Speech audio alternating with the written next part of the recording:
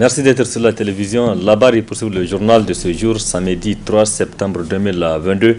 Mesdames, Messieurs, bonsoir et bienvenue à tous. Cette annonce pour débuter ce journal, c'est une belle nouvelle pour le pays. Le Niger est qualifié pour la phase finale du championnat d'Afrique des Nations de football CHAN Algérie 2023. Le MENA a battu les écuries du Togo prime sur un score de 3 buts à 1. Et pour parler de cette qualification de l'équipe nationale du Niger, MENA à prime, nous recevons sur ce plateau Issouf Kodo, c'est un analyste sportif. Bonsoir. Bonsoir, c'est l'épervier plutôt. L'épervier. Merci pour la précision. Donc, le temps de revenir plus en détail sur la qualification de l'équipe nationale du Niger. Rendons-nous à Gaïa, où une partie de la population de cette localité a les pieds dans l'eau depuis hier vendredi suite aux fortes précipitations enregistrées pendant plus de 3 heures d'horloge. Une pluie et qui a entraîné l'effondrement de plusieurs maisons et d'habitations, et d'importants dégâts aussi matériels ont été enregistrés. Le cri de cœur la population lance des cris de cœur, comme vous les voyez sur ces images.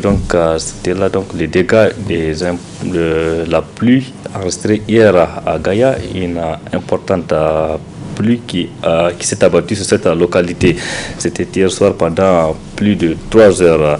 Les victimes lancent des cris de cœur pour leur venir en aide. Nous y reviendrons plus en détail sur cette inondation dans nos prochaines éditions. Justement, les fortes précipitations enregistrées cette année au Niger depuis le début de la saison de pluie ont occasionné d'importants dégâts matériels et humains dans les 8 régions du Niger.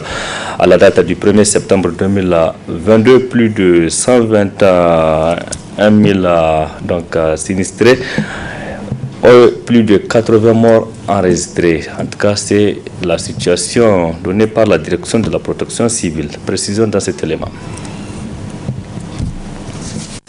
Et plus de 121 860 autres sinistrés, c'est le bilan revu en hausse des inondations en cours au Niger, conséquence des fortes pluies qui se sont abattues sur l'ensemble du territoire national.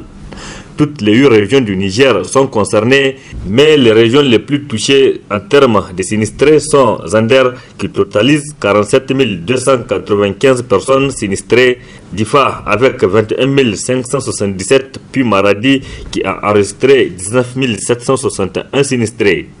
Les régions les moins touchées au Niger sont Agadez avec 414 sinistrés et Niamey qui compte 566 personnes sinistrées à la date du 1er septembre 2022 selon les données de la direction de la préparation de l'alerte et de la gestion des catastrophes.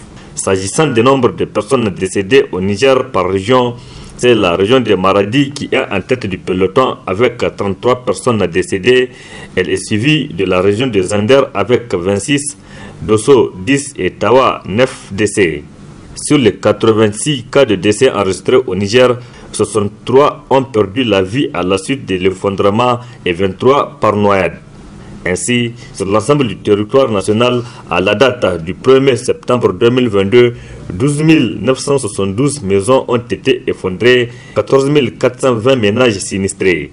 Outre ces dégâts importants enregistrés, de grandes précipitations tombées ont aussi emporté 654 têtes de bétail, 30 classes, 4 cases de santé, 144 greniers et plus de 14 tonnes de vivres qui sont partis dans les eaux, laissant ainsi des populations dans des besoins.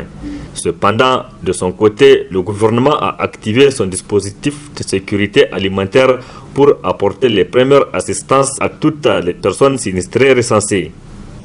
Cette dernière situation sur les dégâts des inondations de 2022 au Niger connaîtra sans nul doute une évolution, car selon les prévisions des services de la météorologie nationale, courant ce mois de septembre 2022, des fortes pluies à hauteur de 100 à 150 mm sont encore attendues. Des pluies qui vont continuer jusqu'à la fin du mois de septembre et début octobre 2022. Autre aspect de cette édition, la Direction générale de la Loterie nationale du Niger a procédé ce samedi à l'inauguration d'un centre de traitement au quartier Niamey 2000 et au lancement de la vente de la tranche commune Entente.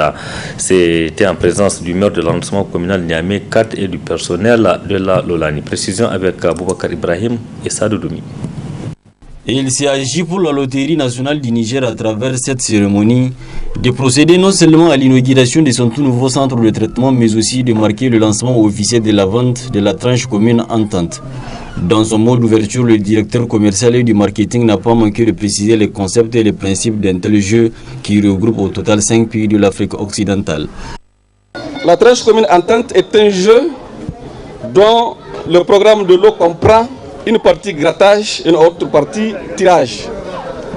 3 programmes de lot sont offerts aux joueurs, à savoir le programme national harmonisé de l'eau en espèces, le programme national harmonisé de l'eau intermédiaire au tirage allant de 5 000 à 5 000 francs CFA et un programme extraordinaire régional de l'eau allant de 1 million à 10 millions de francs CFA.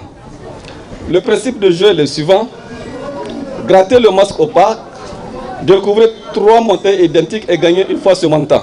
Ou découvrir 3 fois le symbole avion et vous gagnez donc un voyage par avion pour participer au tirage extraordinaire qui aura lieu à Ouagadougou, au Burkina Faso, pour le tirage qui offre de l'eau de 1 million à 10 millions de francs CFA.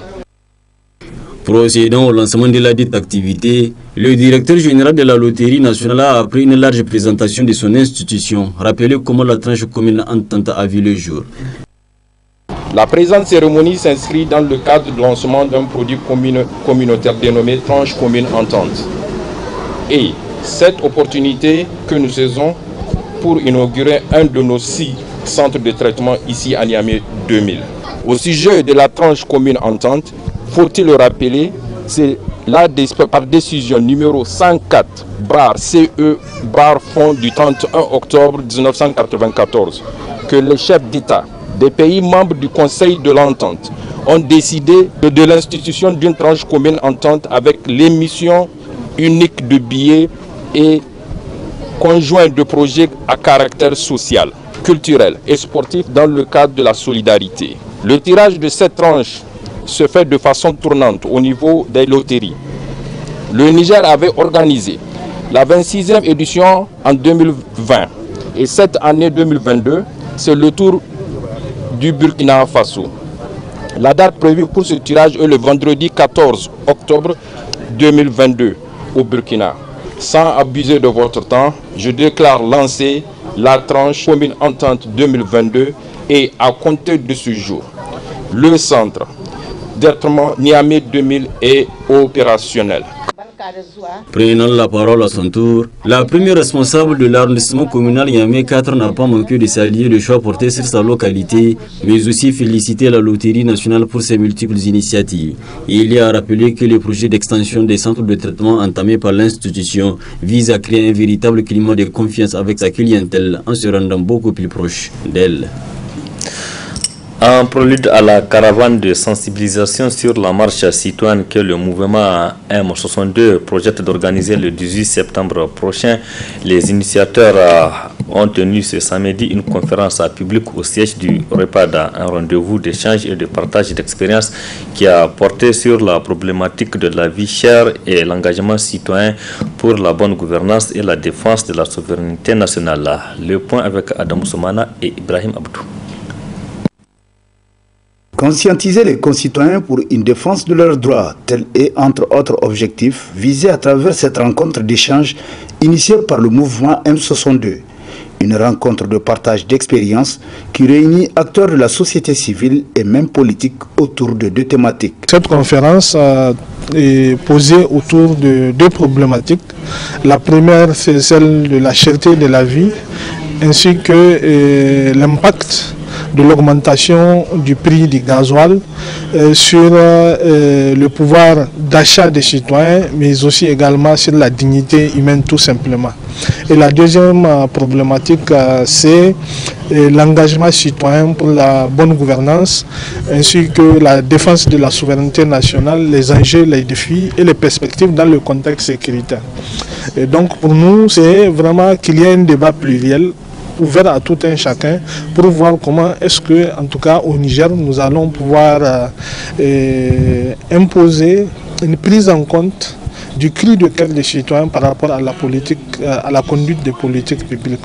Ablaye Sédou du mouvement M62 de poursuivre tout en soulignant toute l'importance d'une telle initiative. En tant que citoyens, dans le cadre d'une république démocratique, nous avons le devoir d'imposer une jouissance des droits fondamentaux consacrés par notre Constitution, notamment la question du droit à la manifestation, aujourd'hui qui, vous le savez, est mise entre parenthèses par les gouvernants qui, et pourtant, durant plusieurs décennies, ont joué plus que n'importe quel citoyen de ces droits-là. Nous n'avons autre choix que de nous battre pour inverser la tendance. Inverser la tendance, c'est quoi? C'est amener les gouvernants à diriger au service des citoyens et non à leur propre service, comme ils sont en train de le faire. Et nous estimons que ce genre d'initiative est intéressante. Certes, elle ne suffit pas, mais elle est importante, elle est capitale, elle est nécessaire.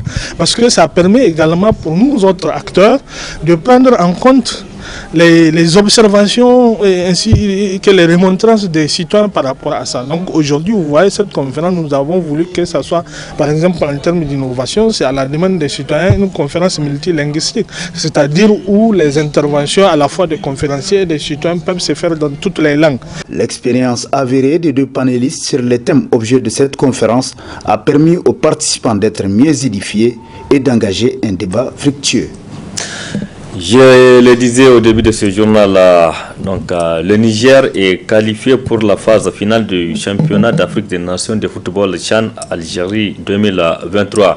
L'équipe nationale du Niger, le MENA Aprim, a en effet battu cet après-midi les éperviers du Togo à Cotonou au Bénin sur un score de 3 buts à 1.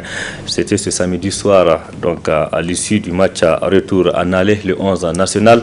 Il faut le rappeler, s'est incliné un but à 0, toujours devant cette formation. C'est un score d'un but à 0, c'était à Lomé. Réaction du sélectionneur national Harouna Dolla juste après le match. C'est un jeu épuisant. Il faut aller demander aux joueurs togolais qu'est-ce qu'ils ressentent après le match. C'est un jeu physique, on s'est préparé physiquement pour ça et on leur a soumis cela. Je pense que ça a été payant parce qu'on a pu exploiter ces deuxièmes balles. Et on a pu les amener à l'assaut sur le but. Je pense que sur le troisième but, sur le penalty, je pense que c'était l'idée. Oui, on n'est pas une équipe très technique. On a des joueurs qui sont techniques. Mais de façon collective, on a du travail à faire, ça nous le savons. Et surtout au niveau de nos attaquants. Je pense qu'il faut améliorer ce compartiment. Dans la capacité à jouer ensemble, dans la capacité à combiner et pour contrôler ce bloc défensif. Ok, on sera en Algérie, c'est le travail qui nous attend ici aujourd'hui, Inch'Allah. On ne peut jamais anticiper sur ce qui va se passer sur le terrain. On peut les prévoir, en parler, et éventuellement déterminer le comportement à avoir. Quand on sera confronté à ces situations, on a été capable de mener au score. À la mi-temps, on a un peu voulu fêter parce qu'il y avait beaucoup d'ambiance alors que le match n'était pas gagné. À la limite, je pourrais dire que je ne suis pas très surpris sur l'égalisation des Togolais au vu de ce qui s'est passé dans nos vestiaires. Il fallait rester concentré, le match n'était pas gagné. Je pense qu'ils ont su réagir malgré ce but encaissé. On a tenté de garder le ballon, alterner Jolo et Joku. Je pense que sur la deuxième mi-temps, on arrive à faire tout. Oui, il y a du travail à faire, on va le faire. Oui, les forts ont été plus présents dans les courses. Ils s'appuient sur leur technique. C'est une équipe très technique qui peut maîtriser, qui peut avoir des enchaînements de 3, de 4, de 5, 6 passes sans. Mais ils ont. En fait, la qualité des joueurs, c'est dans la puissance physique. Nous, à l'endurance, je pense qu'on les domine maintenant. Et s'il fallait continuer ce match, ils craqueraient, c'est sûr. C'est sûr, ils vont craquer. Et heureusement qu'ils ne sont pas venus au Niger jouer sous félicitations à ces jeux. qui avait promis de le faire et ils l'ont fait de la plus belle manière. Je pense que tout s'est passé sur le terrain.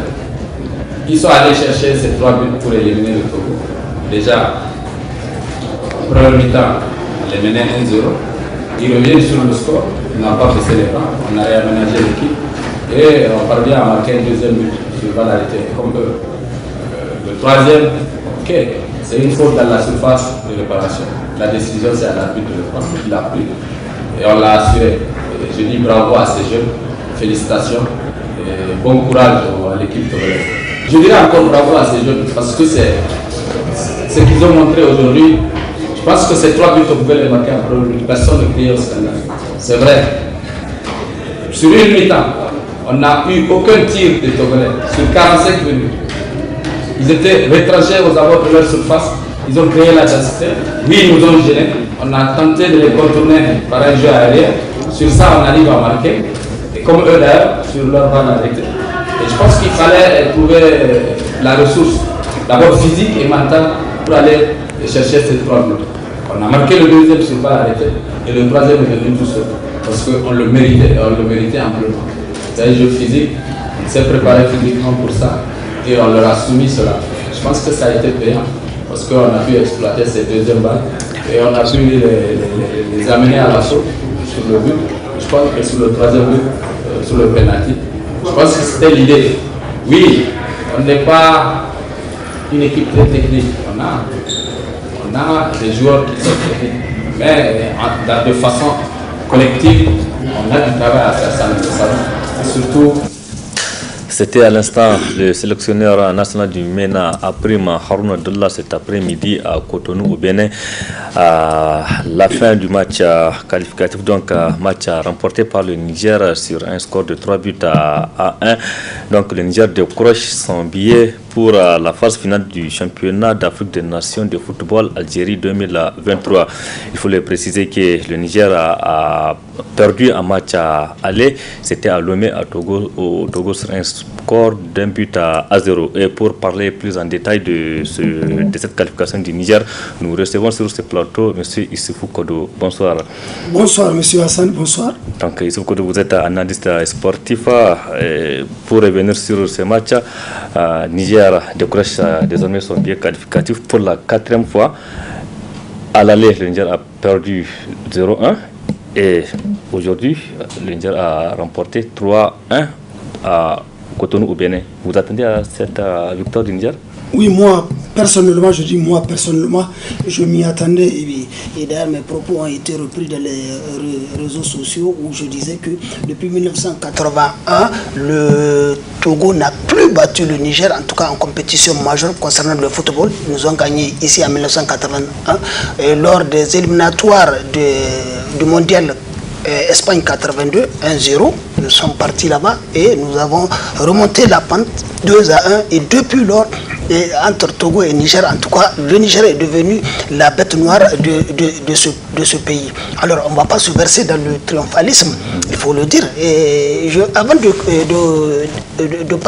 d'analyser les propos de l'entraîneur, il avait dit déjà avant le match que, et c'est clair, ces paroles d'un technicien, il dit chaque match a son contexte. Et il vient de le prouver. On sait comment ça s'est passé au match aller. Vraiment, c'est inutile de revenir là-dessus. Et il a été clair, il dit qu'il y a du travail à faire, et il mise beaucoup sur la valeur collective de cette formation. Et pour cela, et je crois que ce sera en 2023, donc il a 6 à 7 mois, et j'ose espérer qu'on va lui laisser en tout cas les mains libres, les coups de franche pour qu'il fasse et l'essentiel de ce qu'il a l'ambition de faire. Il a parlé, il a dit que c'est si simple, hein. Pendant 45 minutes, hein, il n'y a eu aucune escarmouche au niveau pour les Togolais dans le camp nigérien. Ils se sont retranchés et c'est très simple. En football, on dit la densité favorise la défense. Et qu'est-ce qu'il faut faire dans ce cas? C'est l'espace. Il faut créer l'espace encore. Là, ça favorise l'attaque. C'est ça la stratégie du football. Et alors, vous avez dit, si bien dit que c'est la 4e fois. Donc, 4e fois, ce n'est plus un fait de hasard par rapport à cette catégorie de compétition. Et surtout lors des 3 dernières participations, déjà, on a vu les prestations du national. Effectivement, on a vu déjà la première participation du Niger en 2011 au Soudan. J'y étais, je crois. On était même jusqu'au quart de finale. On a été éliminé au tir au but. Donc, il le faut. Et ce championnat-là, le champ-là, il n'est pas à minimiser. C'est de là que sortent les grands joueurs. Et là, on voit comment un championnat local se déroule. Regardez un peu, si vous faites la comparaison, les pays arabes sont les plus en vue. Pourquoi? C'est si simple. Leur championnat est plus structuré, plus organisé et que par rapport au championnat sahérien. C'est une récompense pour les pays qui jouent un championnat, en tout cas stable ou assez stable. Donc, le fait que le MENA se qualifie encore pour la 4e fois, ça se voit, c'est clair, ce n'est pas un fait de hasard. Oui, peut-être il faut rappeler que c'est un championnat destiné aux joueurs. Oui, justement, locaux. Je sais bien, c'est pour cela. Et nous, on a beaucoup plus de choses. Quand tu vois notre formation maintenant, c'est à peu près plus de 50%, hein, j'ose dire, des joueurs locaux. Donc, ils sont assez aguerris. En tout cas, ils ont le tempérament individuel, c'est ce qu'on veut. Maintenant, il faut donc l'individualité, hein, plus 1 égale à un collectif, et c'est ce à quoi l'entraîneur Doula va s'y atteler pendant les 7 mois et à venir. Je crois que le championnat va reprendre encore, et donc il y aura des opportunités, et on dit bien, une équipe nationale, c'est une porte ouverte, tout le monde peut en sortir, comme tout le monde peut rentrer. Donc, vous entendez parler, on peut renforcer cette équipe d'ici là? D'ici là, oui, parce qu'on a un championnat qui en tout cas, qui poursuit son petit bonhomme de chemin. Oui, donc au vu des conditions dans lesquelles le Niger a décroché son billet, on peut s'attendre à des belles prestations en Algérie. Bon, là, je crois que là, je suis un peu tatillon, un peu hésitant, puisque pourquoi? J'étais même surpris, hein, marqué 3 buts. Hein, regardez, hein, je pense que ça fait longtemps où je ne me rappelle plus que le MENA marque 3 buts depuis, je crois, en 2016-2018, là, à chose contre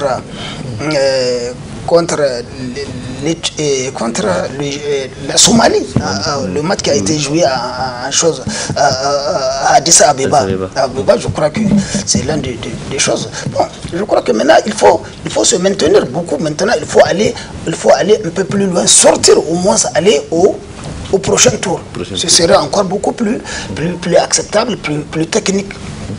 Oui, vraiment au vu de la formation actuelle de l'équipe, maintenant vous, en tant que connaisseur du football nigérien, qu'est-ce que vous aurez à dire aux sélectionneurs et à l'ensemble du staff pour vraiment essayer de maintenir le cap et de renforcer cette équipe? Oui, dans nos pays, moi je ne prends pas, il n'y a pas qu'au Niger, hein, dans la plupart des pays, même peut-être en Europe, il y a cette ingérence-là, cette ingérence des dirigeants, hein, où on force la main à l'entraîneur, où on l'oblige à faire certains choix, hein, qui ne valent pas la peine. Moi, c'est ce que j'ai dit, et tout là, franchement, et nous avons cette attitude-là, ce comportement-là, où on dit nul n'est prophète à son pays.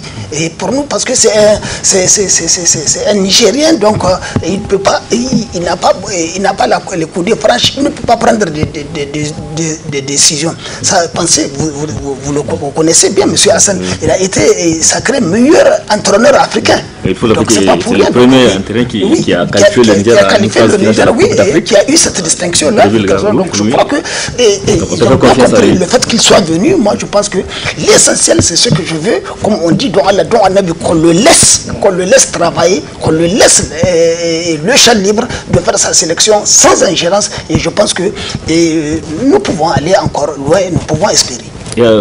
au niveau de la FENIFOOT, qu'est-ce qu'il faut faire maintenant?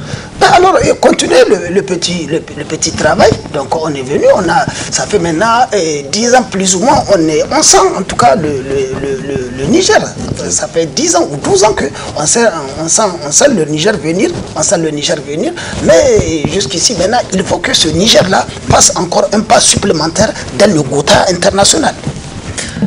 Merci, M.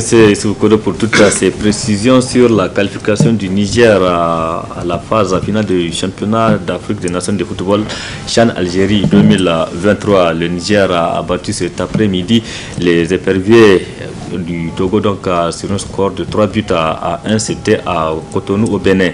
Et match à aller, le Niger s'est incliné sur un score d'un but à 0 à Lomé. Félicitations donc pour le 11 national et bonne chance pour la suite. Merci M. Issou-Kodo pour... c'est moi qui vous remercie d'avoir pensé à moi.